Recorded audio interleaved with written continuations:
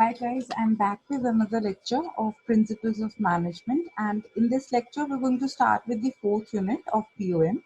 Before we start, just a brief introduction about myself. So I'm Sandhya Rao, working as an assistant professor at St. Andrews Institute of Technology and Management. These are the topics that we are going to cover in the subsequent lecture series of Unit 4. So we'll talk about the management control, the nature, purpose, and process of controlling.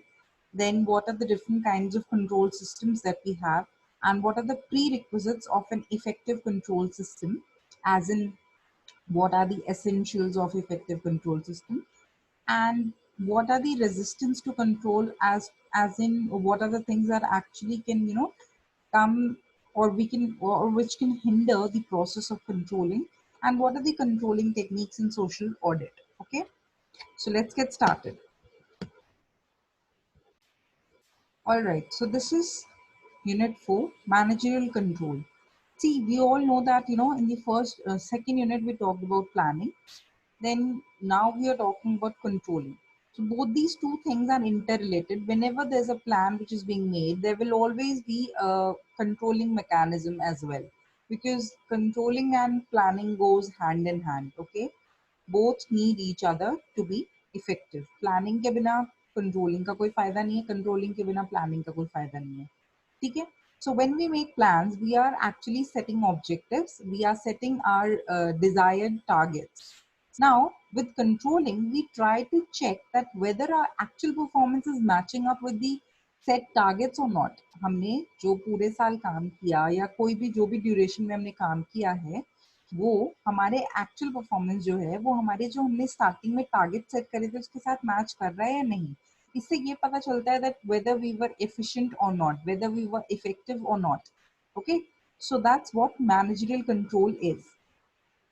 Now the concept of control is like, the term control has different connotations depending upon the context of the use of the term. ठीक है, इसके different different meaning निकल सकते हैं depending upon कि आप इसको कहाँ पर यूज कर रहे हो. कहीं पर कंट्रोल का मतलब होता है कि चीजों को रोक देना, कहीं पर कंट्रोल का मतलब होता है चीजों को डेविएट ना होने देना.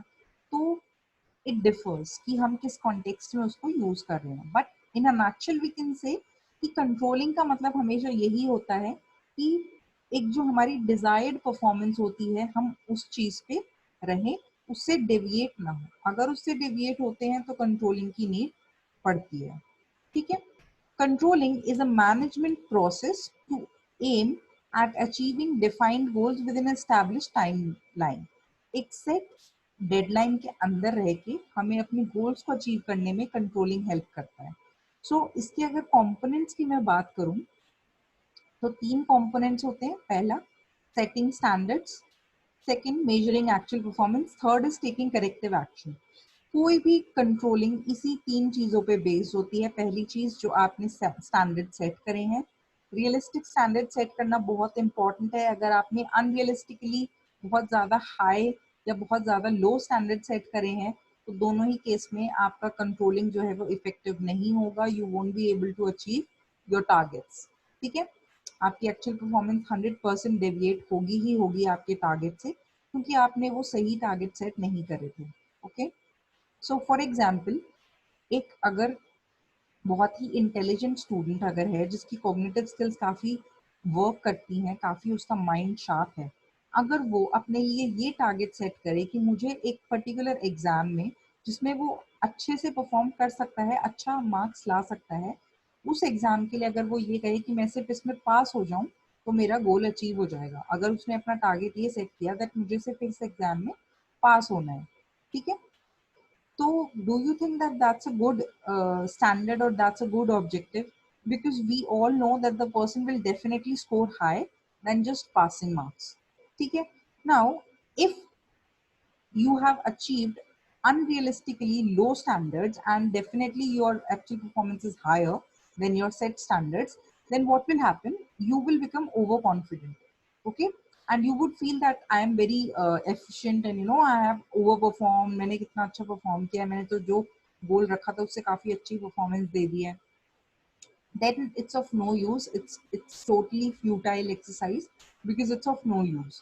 And in the other case अगर आपने बहुत ज्यादा अनरियलिस्टिकली हाई अगर स्टैंडर्ड सेट कर दिए हैं, let's say there is a mediocre student who has set this target that he will top the exam, okay, then what will happen in that case? Obviously he won't be able to achieve the target. So again, that exercise will become futile. So you all should always set realistic standards, ठीक है? The next thing is measuring actual performance. जो next step आता है या जो next component है वो यही है कि आपकी एक्चुअल परफॉर्मेंस क्या है उसको मेजर करना इंपॉर्टेंट है, okay? And then third, if you feel that your actual performance didn't match with your standards, then you will have to find out the reason why it didn't match, and you will take corrective action for the next course of action. कि second time जब आप उस चीज को करो या जब भी नेक्स्ट टाइम आप उस चीज को करो तो वो गलतियां ना आप दोबारा रिपीट हो, तो आप उसके लिए करेक्टिव एक्शन लेंगे, okay? Now what are the characteristics of control? So let's go through them one by one. First is control is a managerial process. We all know that it's a managerial process because ये हर level पे required है. Management के जो आपके 5 functions होते हैं, planning, organizing, staffing, directing and controlling. Controlling is a part of management. ठीक है, controlling भी एक इसी का part होता है. Therefore, it's a managerial process because it's undertaken by the management and it's very important in every organization, in every aspect. ठीक है? Controlling is a forward looking concept. See controlling जो है वो हमेशा एक फ्यूचर में होने वाली चीज को हम कंट्रोल कर सकते हैं, ठीक है? जो पास्ट में हो गया we can not control that. So definitely controlling is always forward looking.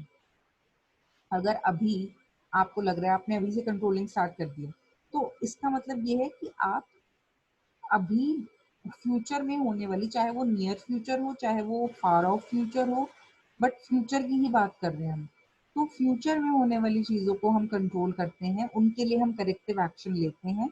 So past से हमें डेफिनेटली हिंट मिल सकता है कि हमने कहाँ पे गलतियां करी थी. हम उन्हें रेफरेंस की तरह यूज करके फ्यूचर को बेटर बना सकते हैं. Then control exists at each level of organization.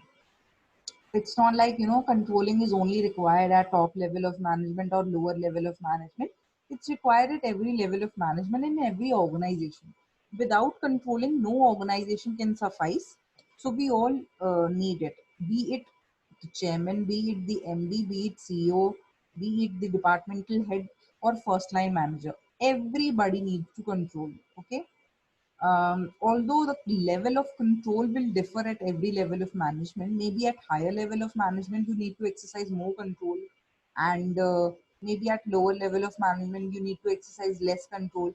So it can differ, the degree can differ, but definitely controlling is required at every level.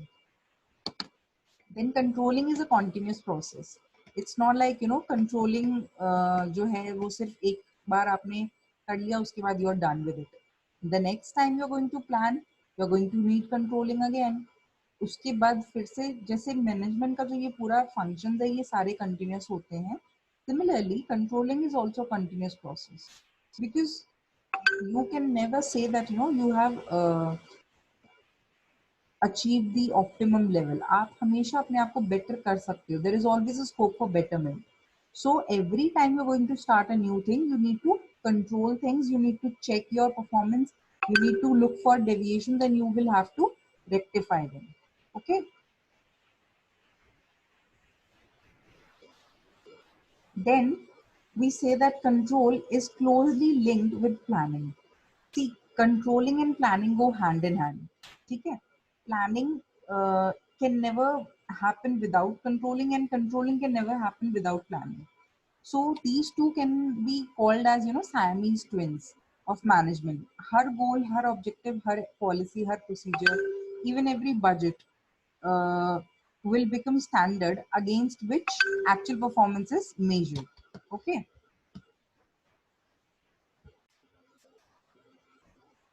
And let's understand with the help of an example. Planning जो है वो ship को start करने के लिए, उसको move करने के लिए एक हमें direction मिलती है planning से कि हमें किस direction में move करना है.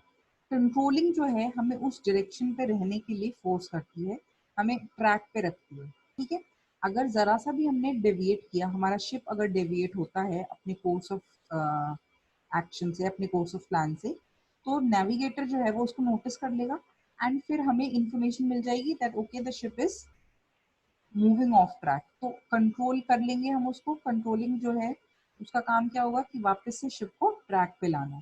तो ऐसे ही सेम चीज है प्लानिंग और कंट्रोलिंग की, कि प्लानिंग आपको ये बताता है आपको क्या करना है, कंट्रोलिंग आपको ये बताता है कि आपको वही चीज फॉलो करनी है, आप उससे दूर ना जाएं, आप उससे हटे ना। अगर आपकी एक्चुअल मूवमेंट दूसरी डायरेक्शन में हो जाती है तो वो वापस से आपको ट्रैक में लाने में हेल्प करता है। Okay. Then next is purpose of controlling is goal oriented, hence it's positive. See, controlling is there because without it, business may go off the track. This we have already understood. Okay. So controlling has positive purpose for the organization as well as for the individuals. Okay. Why for the individuals? Because to give up a part of their independence for the attainment of organizational goal. ठीक है, individuals को अपना एक कुछ चीजें हैं जो उनको लेट गो करनी पड़ती है so that they will become independent, so that वो ऑर्गेनाइजेशन के गोल को अचीव करने में हेल्प कर सके। ओके, एंड सिमिलरली ऑर्गेनाइजेशन के लिए भी इम्पोर्टेंट है क्योंकि it helps to make things happen. आपके जो ऑर्गेनाइजेशनल गोल्स हैं उनको रियलाइज कराने में हेल्प करता है। ठीक है, now the next topic is process of control. So process of control यही है कि सबसे पहले आपने स्टैंडर्ड सेट करे, देन आपने एक्चुअल परफॉर्मेंस मेजर करी, देन कंपेयर किया and then corrective action plan लिया। ठीक है, so let's study them one by one. So first thing is you set standard. This I've already explained you that the standard should be such that they should not be very unrealistically high or unrealistically low. It should be realistic. आपकी जो आप achieve कर सको attainable objectives होने चाहिए। ठीक है, and they should be specific, they should be precise, the standard should be clear. ज्यादा एम्बिगुअस नहीं होने चाहिए, ज्यादा कॉम्प्लिकेटेड नहीं होने चाहिए, क्लियर सिंपल और एकदम प्रिसाइज होने चाहिए और स्पेसिफिक होने चाहिए। And again they should be realistic. Okay, because ये स्टैंडर्ड्स आपके बेंचमार्क की तरह एक्ट करते हैं जिनके बेसिस पे आपकी एक्चुअल परफॉर्मेंस को मेजर किया जाता है। ठीक है, कंपेयर किया जाता है। अब स्टैंडर्ड्स जो होते हैं वो टैंजिबल भी हो सकते हैं, यानी कि क्लियर कट कॉन्क्रीट स्पेसिफिक होंगे, या न्यूमेरिकल भी हो सकते हैं जिसमें कि आप मॉनेटरी, फिजिकल या टाइम स्टैंडर्ड्स भी रख सकते हैं, या फिर इंटैंजिबल भी रख सकते हैं रिलेटिंग टू ह्यूमन कैरेक्टरिस्टिक्स की हाई मोरल, एथिक्स, कोऑपरेशन, इस तरह की चीजों पे बेस्ड भी आपके स्टैंडर्ड्स को सेट कर सकते हो। Next thing is measuring the actual performance. This again is very important. आपको आपकी एक्चुअल परफॉर्मेंस मेजर करना बहुत इंपॉर्टेंट है। ठीक है, and we need to measure both kind of performance, quantitative also and qualitative also, because then only you will get to know the clear picture. Because कई बार ऐसा होता है हमें क्वांटिटेटिव डेटा नहीं मिल पाता है, तो in that case qualitative performance will be measured. And कई बार ऐसा होता है क्वालिटेटिव इंपॉर्टेंट नहीं है, क्वांटिटेटिव डेटा चाहिए, तो दोनों ही टाइप की परफॉर्मेंस को मेजर करना आना चाहिए। ओके, एंड उसके बाद हम इनको कंपेयर करेंगे अपनी एक्चुअल अपने स्टैंडर्ड्स के साथ। ठीक है, फॉर एग्जांपल अगर हमारा सेल्स ग्रोथ टारगेट है कि हमें अपनी सेल्स को ग्रो करना है, ठीक है, now the organisation should have a means of gathering and reporting sales data. तो अब जब आपकी एक्चुअल में जब सेल्स होंगी तो आपके पास प्रॉपर टूल्स होने चाहिए वो इन्फॉर्मेशन को गैदर करने के लिए। Now data can be collected through personal observation, या तो आप उसको पर्सनल ऑब्जर्वेशन से उसको कलेक्ट करो कि आप खुद देखो, चेक करो कि कैसे मतलब चीजें चल रही हैं।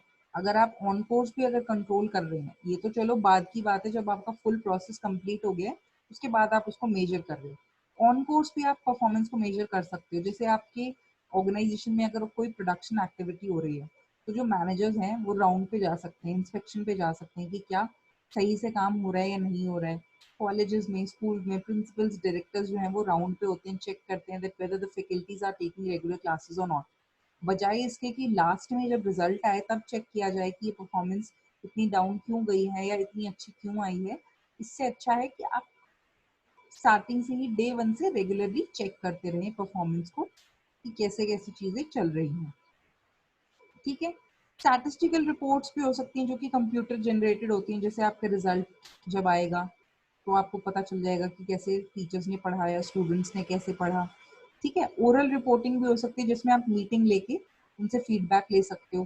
ठीक है, एंड रिटन रिपोर्टिंग भी हो सकती है जिसमें आप रिपोर्ट रिटन में मांग सकते हैं। ठीक है, तो किसी भी तरीके से आप एक्चुअल परफॉर्मेंस को मेजर कर सकते हैं।